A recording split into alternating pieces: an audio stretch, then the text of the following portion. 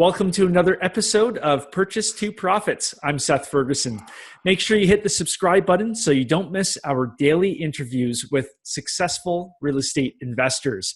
Our guest today lost everything in 2008, then went from buying single-family homes to a sixplex.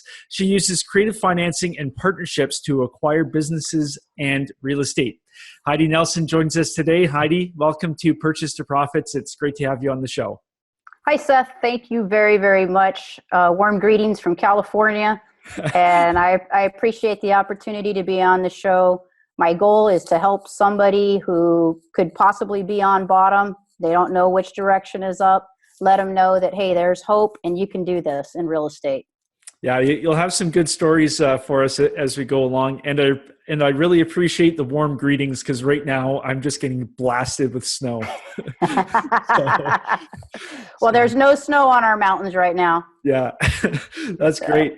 So to kick things off, do you want to tell us about your real estate goals right now? Absolutely. I've had kind of an interesting go about in getting into this whole game of real estate. I call it a game because it's so much fun to me. Every day I go to work, and going to work is not work. It's all about learning something new, trying something new, a challenge. And it's, it's just a pleasure every day to do what I'm passionate about.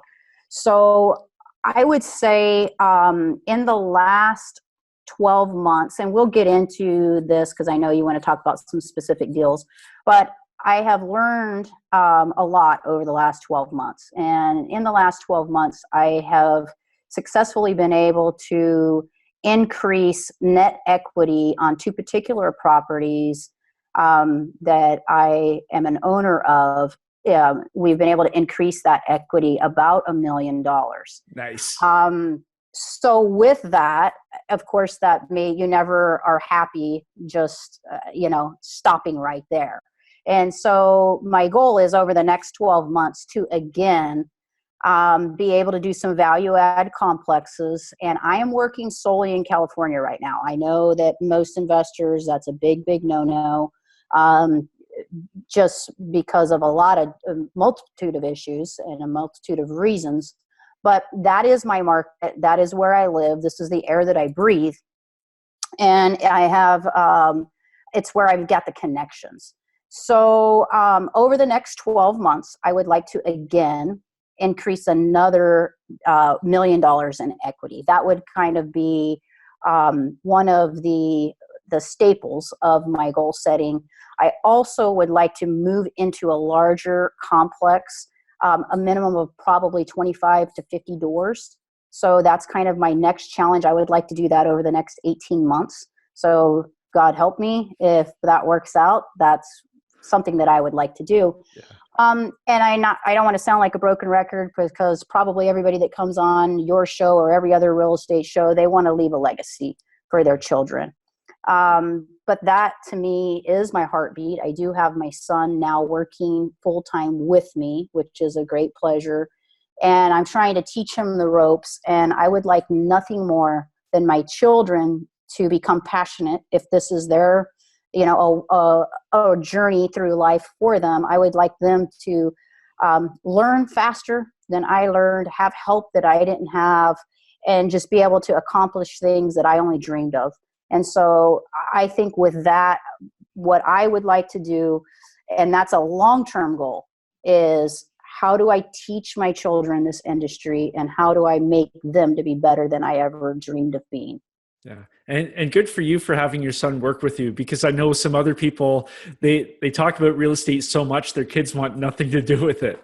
I think he's getting bit by the bug. I still have to get my daughter on the bug, to get her bit by it. But I'm hoping, but again, they have their own dreams they have to live out. But I don't see much point in struggling and turning over a whole enterprise to somebody unequipped. Yeah. And so my goal would be to equip my children. Yeah. And so right now, do you have any routines or rituals that you do just to stay focused on your real estate goals? Every day I start with some staples. So again, you study successful people, you'll find a lot of things in common. But the main things that I do is I get up and I have my morning time where I do not listen to anything real estate. That is my prayer time, my meditation time. That is my clear my head. What is, what steps am I supposed to take today? Where am I supposed to go? And that is my time with God. Then thereafter, it's straight to the gym, hit the gym. And then during the gym, and thereafter, probably the next 2 hours of my morning, I listen to podcasts, real estate podcasts, and I'm feeding myself constantly. What can I learn? What can I learn? How can, social media and all of these platforms have opened up an avenue that wasn't here previously. So things that I had to pay seminars, I had to sit through courses, I had to travel all these different places, I can actually get in my house. I can get it in the gym, and it's free. 99% of the time, I'm able to tune into your show. I watch your show. I watch Joe Fairless. I watch many, many other people as well. And I'm just trying to feed myself so that someday I can impart. So that's what my morning looks like. Yeah. And may not be a formal education, but it's how I educate myself and what's going on in the markets. And it keeps me on top of the game. Yeah. And I appreciate the plug for my show. Absolutely. Yeah. I found you on Facebook, by the way, just Facebook, so that you know where I found you. I found your show on Facebook, and I get your emails of all of your show. And so I'm now a subscriber. I'm listening to everything that's coming out. So thank you so much for the time that you're putting into this. No, you're very welcome. And it's my pleasure because, like you said, success leaves clues. And, when you talk to so many successful people, because I'm doing these on a daily basis, you start to see how, even though everybody's running a very unique business, they're all the same at so many different levels. Correct. Yeah. Correct. Well, there's patterns of success, and we have to follow them. Yeah, absolutely. So let's get into the rough time in your life, going back about 10, 11 years now, because I want to find out how somebody goes from hitting that bottom to springing back up and building their successful business. So do you want to tell us a little bit about what happened? Sure.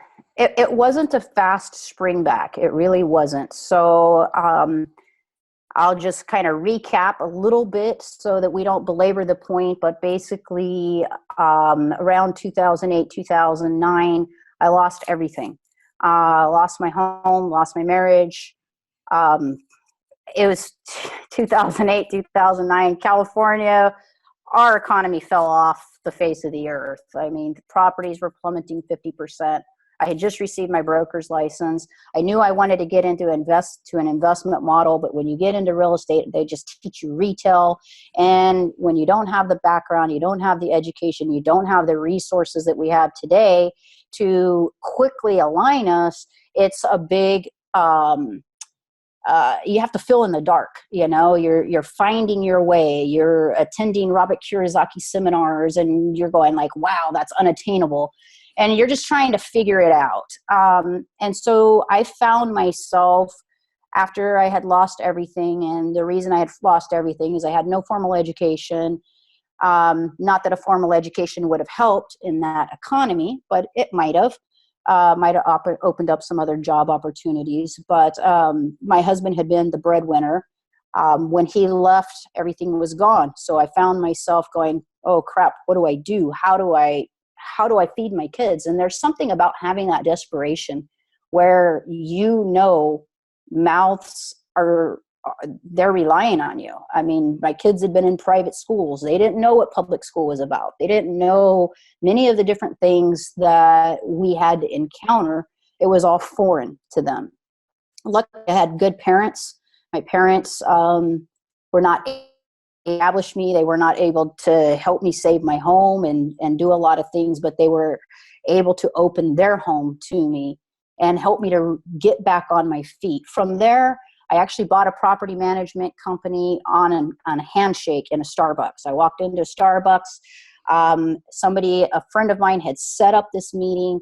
I walked in, I clicked with the gentleman, end up promised him $5,000 on a handshake plus the rest on seller financing. And that was my first creative deal. I had heard about, seller financing. I had heard about these different strategies, but that was kind of the launching pad. From there, it was hard work. It was no income, trying to sell houses on nights and weekends. And some of these houses took 11, 12 months to sell because there were short sales. And it was a rough road. It was a very rough road. And I'm not going to try to elaborate on it, but I'm not trying to diminish it either. It was not an easy path. But I had an aunt who she just passed away about 3 or 4 months ago. God rest her soul. But she was a inspiration to me. She was a retired real estate broker. And she would talk to me about how to do creative real estate. And I wanted it so bad, but I didn't know how to get it. So she helped me. And the very first property that I bought was an absolute junker in Modesto, California. Bought it at $100,000. But this was the kicker, and this is the beauty of the deal.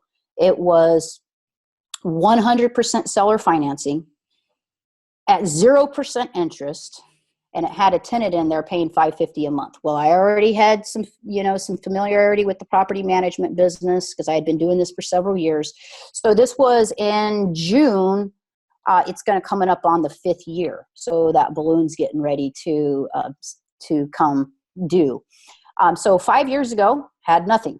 I bought that first house on 100% financing, 0% down. Basically, he said, this tenant is the tenant from hell. If you can handle this tenant, you got 5 years to pay me the money. So I went in, I transitioned the house. I got rid of the tenant. I upgraded it, blah, blah, blah. I'm not really making a lot of money, but it changed what was happening right here in my head, changed my mind shift. From there, I was able to partner up with a friend of mine on a duplex. On that deal, we made about $375,000. She put in her 50% cash. I financed my 50%. So that was the second deal that I did with really no money out of my pocket. And I go, wow, this really works. So I went on to another property that I ended up, it was like a triplex setting. It wasn't legally a triplex, but I used it as a triplex. I put my office downstairs. I had a tenant upstairs, and it had a little back house. I put a tenant in that back house. So I started operating it as a triplex. And on that one, it was the same kind of deal. I partnered up with somebody. He put the down payment. He put his name down on the loan. And then we shared 50-50 ownership on that. And I gave him, he was an elder gentleman. He's actually the same gentleman that I bought the management company from. I gave him a lifetime office. He's in his 80s. So I gave him an office for life. And in doing that, I also ended up giving him 10% on the money that he had invested on the 20% down. I said, I'll give you 10% on the money. After a year, he signed over 100% ownership to me. So now I 100% own that building. So it's been stair steps. But on these single family residences, there's not huge equity gain. We did pretty good on the duplex, 300 and, I don't think it was 325 or 375,000. We held that for 3 years. We divided that between each other. And I think that was a pretty decent gain, but it really wasn't a home run. So it wasn't until in the last 12 months that I started going to multifamily that I've started seeing how value add could increase your equity position. And I'm pretty sure that that's probably where we're going to spend the majority of our time, is how we transition them units, how I obtain them units, and how did we come to $1 million equity in less than 12 months on them units.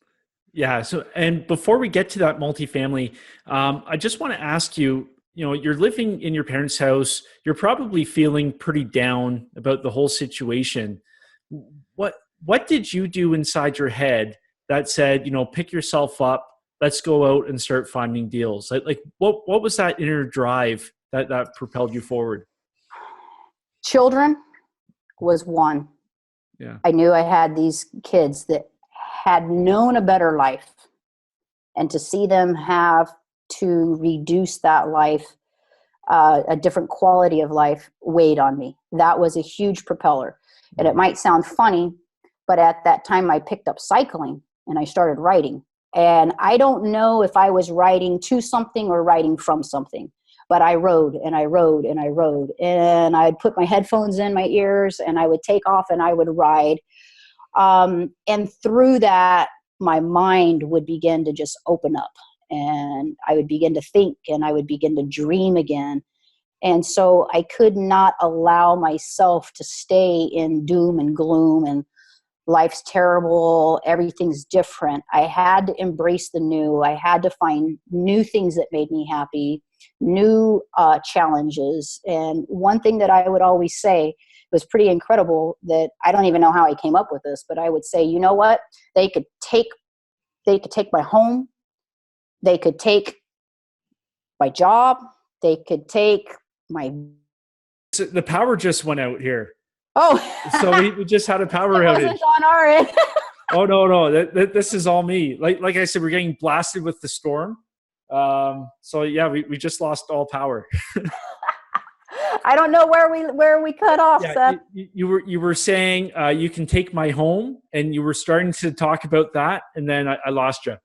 Yeah, so basically what I was saying is I had to embrace a mindset that basically said, you could take my home, you could take my cars, you could take the life that I knew, but nobody but God has the power to take my mind. And I will rebuild. And I just had to embrace that. I had to surround myself with positive things. I had to surround myself with positive people. A lot of people that were part of my life before are no longer part of my life because I could not grow living in their box. Yeah, that's such a powerful message, because you still had the same skills that you had a couple months before. The thing that changed was your mindset. Correct. And you were able to see the deals. Like there were probably deals there, 6 months before in your old life, but you just didn't see them because your mindset hadn't changed yet. Absolutely. Yeah. And now I'm seeing deals differently. So I've went on in the single family market. I've purchased and I've made equity and I've done things. I just did a lease option just last month that I think is going to work out really beautiful for me on that one. But really, it's not until you start getting into value add complexes that you're going to really take that next lunge. And so at this point now, I'm seeing things like you said, my mind's different, but not only am my mind's different, my skill set's different. So when I see things, I'm able to jump on it and be able to say, hey, you know what? I know what I can do. I know who to go to. I know how to make this happen, and have that assurity that I can assure the sellers, I've got this under control. You will close. You will get what you want. And I'm the person to make that happen. And it's all mindset. Yeah. So what changes did you have to make to go from your single family to step up to that larger deal size with the multifamily? Like what changes did you have to make both with your business and inside your head? Well, I didn't understand the value of how I could increase. So even going into it, I didn't know what I was actually embarking upon. Although I had heard, it's one thing to hear it, it's another thing to live through it and to experience it. So what happened was I had actually, because I have a management company, I had an elder landlord that came to me, because I'm always telling everybody I talk to, hey, if you're going to be selling any of your properties, let me know. So they came back and they said, hey, what would you give me for that property? I was very honest with them. I said, you know what? I can't afford to give you what you deserve for this property, but this is what I think I could, definitely get for you. On an act of faith, I wrote an all-cash offer with about a 60 or 90-day. I'd have to look back at it. I know we had to ask for an extension, so I think it was originally a 60-day close of escrow. Then I went back and asked for another 30 days. But I didn't have $675,000. But what happened is I knew it was a deal. And so I thought, you know what, I'm going to tie it up. So I wrote it in an and/or assigns contract. And I figured that I would probably wholesale it because I knew I was getting into a good deal. Well, at the same time, I was in the process with a partner of mine. We were flipping a property, and another landlord happened to come into town, and he said, "Hey, I'm in town. You want to grab coffee?" And I said, "Yes." He started asking me, "What kind of deals are you working on?" I said, "Well, we're flipping this house right now. Let me go over there and show it to you." And I went and showed it to him. He loved it. And he goes, "You have anything else?" I said, "Actually, I do." He said, "Well, what do you have?" I said, "Well, I'm looking for a partner on a fourplex. I've got it in contract. I've got just, another 5 days, I think, at that time to close escrow. I have 5 days left to close escrow, and they're asking $675, but I know the value's at least $750 minimum." And he said, "What's the rents?" I said, "They're below market, and the conditions, it's deferred." He goes, "That's exactly what I do." And so he said, "Let's go look at it." So we did a drive-by. He said, "Ask him for a 30-day extension, and I'll put up the full 675. And I'm like, oh my God, you got to be kidding me. I said, "Well, how do I secure you?" And he goes, "Well, let's talk about it. And in the meantime," I came up and I said, "Well, why don't I give you," actually, let me back that up. 675 was the total investment. We actually bought it for 655. So I asked for a 30-day extension. The investor actually contributed 675, which was more than 100%. It was enough to do about 50% of the repairs that we were going to have to do. So what I did with that is kind of thought about it for a little bit, how to make this fair. I'm not coming in with anything, but yet at the same time, I'm coming in with a lot. I'm coming in with an off-market property that is substantially below what obviously the market could bear. Even though I had no idea that the market could bear 980, I really thought it was in the sevens. So stroke of luck, whatever you want to call it. I had the ability to see there was a deal, lock it up, and then try to figure out what to do with it at that point. Then what happened is the rents were about $1,000 a door, some of them $850 a door, so under $4,000 income. At this point, we have taken and we've brought the income up on that to about, let me see, I'm trying to pull this one up. Right now, it's at $6,900 a month. And we still have room for another 1,000 in increase. So market rents are going to get us up to about $7,900 a month. Well, the investor was thrilled. He said, find the next deal. So then again, I found a sixplex, and it was, on that one we paid 1.225. But before we move on to the sixplex, let me go back to the fourplex. So how I secured him is I gave him a note for $675,000, in which he would get 8% interest until we were able to refi his money back to him. Yeah. So I thought that was fair. He's putting up all of the money. I was putting up the, finding the property and some of the strategy with the property. But at the same time, he's putting an unfair amount of cash capital in that I'm not, coming into. So I thought, hey, this is a way to secure him. Unless I build equity, I don't get paid. So I gave him a $675,000 at 8% deed of trust and promissory note. So he was happy. He was thrilled. No matter what, he's secure. So he's not going to lose money on this deal. We moved on to another deal. With that one, it was a sixplex. And again, rents were about $1,000 a door. It was a total dump hole. I mean, and I'm sorry if you hear this chiming. The little cuckoo clock is going off. Sorry about that. So with that, the same thing. We were able to go in there. We paid 1.225. It had about $7,000, less than $7,000 a month income. It needed about $100,000 in capital improvements put in there. At this point, we're about 50% remodeled on that. At us being remodeled, our rents are going to be about $12,000 a month. Plus, we have the ability to build 5 more units on that property. Nice.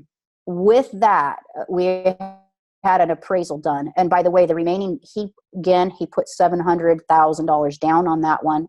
They secured him by a note and deed of trust again, and the remaining balance we were able to get the seller to finance us.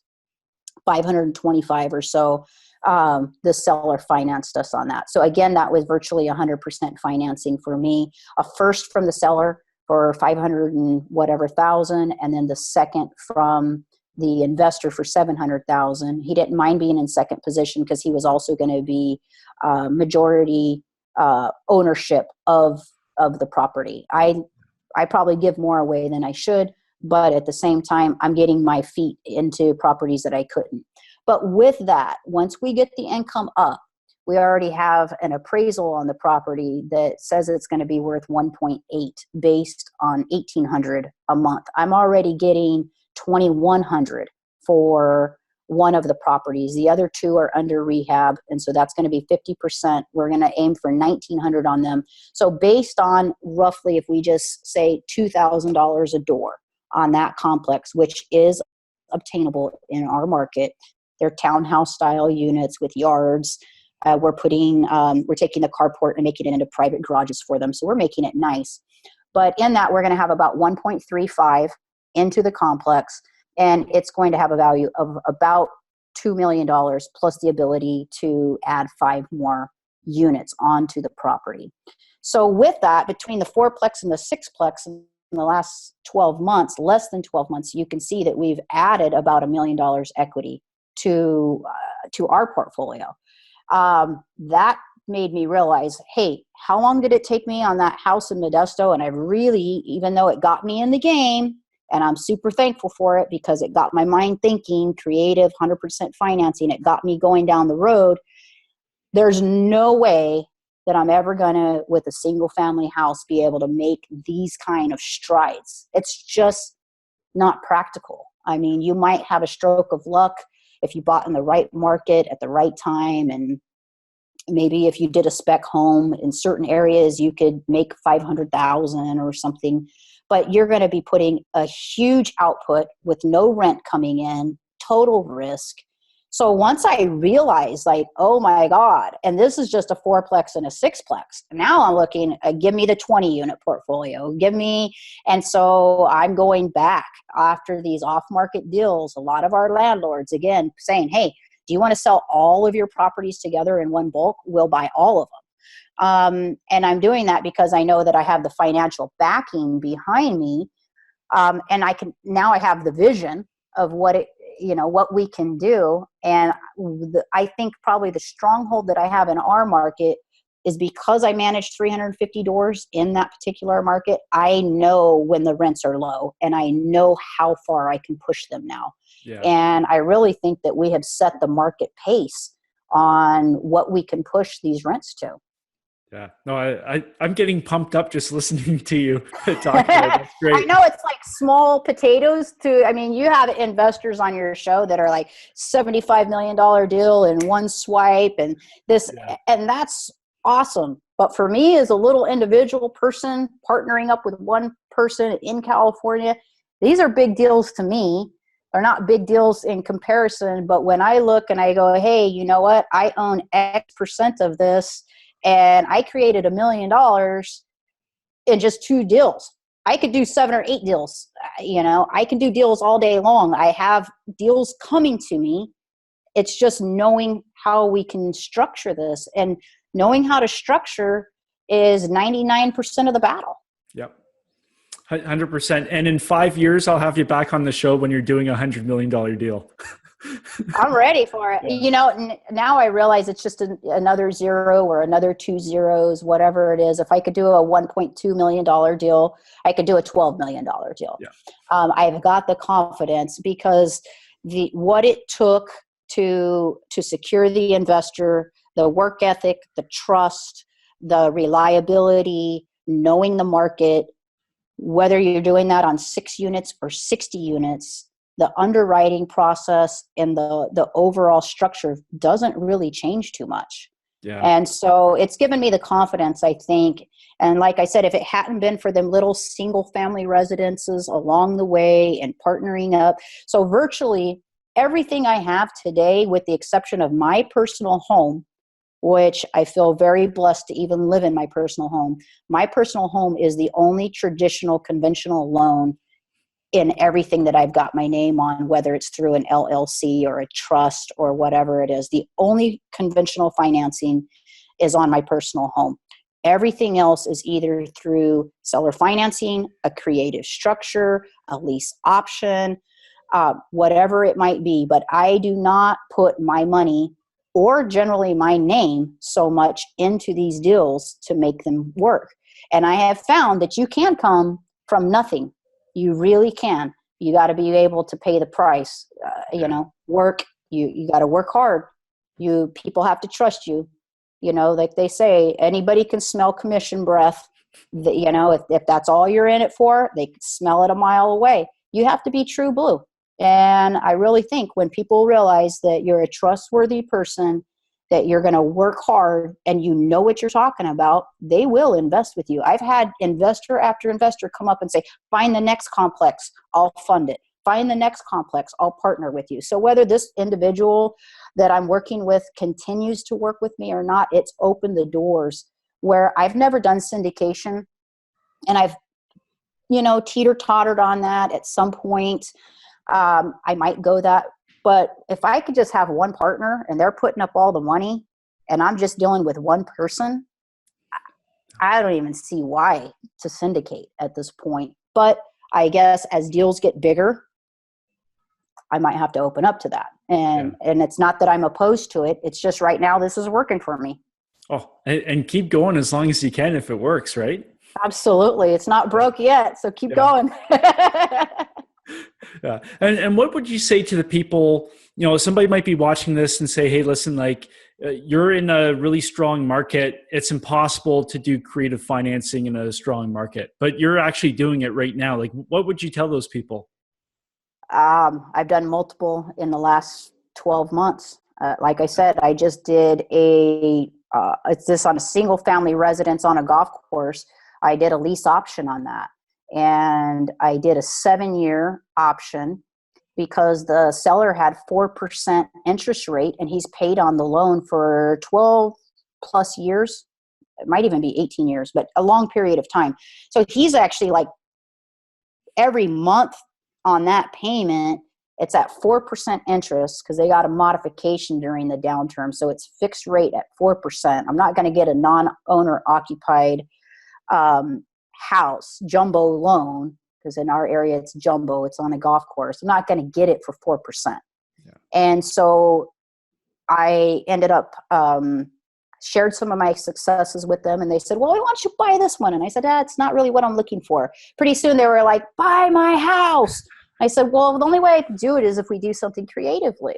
So gave them $20,000 down on an option, had an attorney, and I can draft an option, but there was a lot of things that I hadn't thought about that the attorney was able to bring up in creating the option. So had the attorney draft the option up on that. And I'm basically writing on their 4% interest rate for the next 7 years. I look at it as a forced savings account because the tenant is paying the rent. The rent is covering all of the expenses. In that mortgage, over $1,500, it's like $1,550 a month right now, is going to principal pay down. So I said, look, that's basically like a forced savings account. It's, hey, I collect the rent from tenant, we pay the mortgage. Out of that mortgage, $1,550 is going into a forced savings account, bringing down the principal balance on that loan. And it works out to be beautiful. So at the end of the 7 years, at that point, then I will go ahead and have to exercise the option. But all of the equity gain, it's structured in such a sense that all of the equity from the date that I took over the property is going to be my equity. So that $1,500 a month plus an equity increase. And then I am also, in addition to that, every year in January, because we just did this in January, I would give the seller $20,000 because he had about $140,000 equity. So $20,000 for the next 7 years is going to be his $140,000 that he would have gotten Plus, I am then buying down the mortgage every month for the next 7 years. Now, there's no early termination type clause. I don't know if that's the right word or not, but basically I could pay that off at any point. So as soon as I rented it to the new renter, we increased the rent on that. And that tenant said, "Can I buy the house?" I'm like, "Well, let's talk in a year, because I am in no need. Right now it's a forced savings account and he's paying the mortgage. So why turn around and sell it and capital gains and all of that? So let's just wait a year, and not that the capital gains would be any different, but let's just wait a year and see where the market's at and what's going on. And if we want to sell it, I can, but if not, it's no big deal." To me, I look at the time value of money. There's no way that I could lose on that. I'm in California. It can be done. So that was one. The creative structure on the fourplex, getting an investor to put all the money. That was another California deal. The sixplex, seller financing, creative structure on the financing. That was another deal. The triplex, that was another one. The duplex. So these are property after property that, yeah, they may not be hard to find, and they come through establishing good relationships with your people. And until you've established relationships, these kind of things may not just land in your lap. But if you work hard, you treat people fairly, the day's going to come where they're going to say, "We want to work with you. And how do we make this happen?" And so it is happening. So no one can tell me it can't be done, because I've already done it. Yeah. And you make such an important point, where it's like, I always say real estate's a contact sport, where it's all about building those relationships and staying in contact with people. And you just said it yourself. You wouldn't have these deals unless it was for those relationships you had built. Every single one of them has come through a relationship. Every deal I've done, from the first one with my aunt, on the 100% financing deal, with 0% interest for 5 years, the balloon that's getting ready to come due, that was a connection. When you look at the property management that I bought on a handshake, I didn't know him, but there was a warm lead-in to that. A friend of mine worked for him, believed in me. She made the introduction, and because of the strong referral, he believed in me. And so one after another has everything to do with how you treat people. Yeah. And I have to just believe when you do good things come back. No, absolutely. So we talked a little bit about this at the start. How has your life changed now because of real estate? It's night and day. I sleep at night. Yeah. I have peace. When you have everything going out and nothing coming in, it's some sleepless nights. Yeah. But getting into the real estate market and analyzing each deal, every time I look at a deal, I say, what's the worst case scenario? What's the absolute worst case scenario? Can I stomach that? Can I live with that? If I can live with that, I can jump off that diving board into them waters. And if I can't live with the worst case scenario, then I have to back off. And I just don't get into situations that the rent's not going to cover the expenses. It's not something that I'm comfortable with. So as long as the tenant is paying, and I know in our area we have a very low vacancy rate, probably less than 5%. So if I say, hey, the rents are this much, the mortgage and the expenses, and I calculate everything up, and if they're at least paying all the expenses, I don't even have to have cash flow, because I have a couple companies and my livelihood is being sustained through that. So any cash flow that's coming in is just kind of being set aside for them moments that maybe there's a rehab, maybe there's a move out, whatever it is, but I'm not living off of the rents. So it puts me in a comfortable position where I'm not losing sleep at night. And this has drastically changed my life. I mean, I can't even tell you the peace that I have when I go to sleep at night. Not that the economy might turn upside down or whatever, there's things out of your control, but I know that I've put myself into a safe position, and kind of having that safe position, there's a level of comfort in that. And so real estate is my whole life. I might have a real estate company, but that is not my whole focus. That helped me get relationships, that helped me learn the market, but investing is my mindset, and that's where I'm going. Yeah. Well, I'm going to be so excited to have you back on maybe in a year or two to fill us in on what you've done. I can't thank you enough for having me on your show, Seth. I mean, it brings pleasure to me to be able to come on your show, but to be able to also say, hey, to the person that's struggling, to the person that don't think you can do it, you're in a tough market, you don't think you could ever even own a home, it's possible. You can do it. Yeah. So Heidi, where can people find you if they're looking for some more information?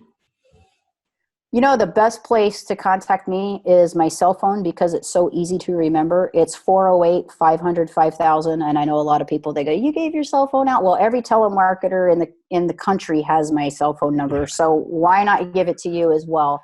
So 408-500-5000, that's my direct cell phone number. And you could text me as well, whatever, any form of communication that you would like to reach out to me. That's a good number to get a hold of me on. Yeah, that's great. Well, Heidi, just want to say thanks so much for sharing your success with us today.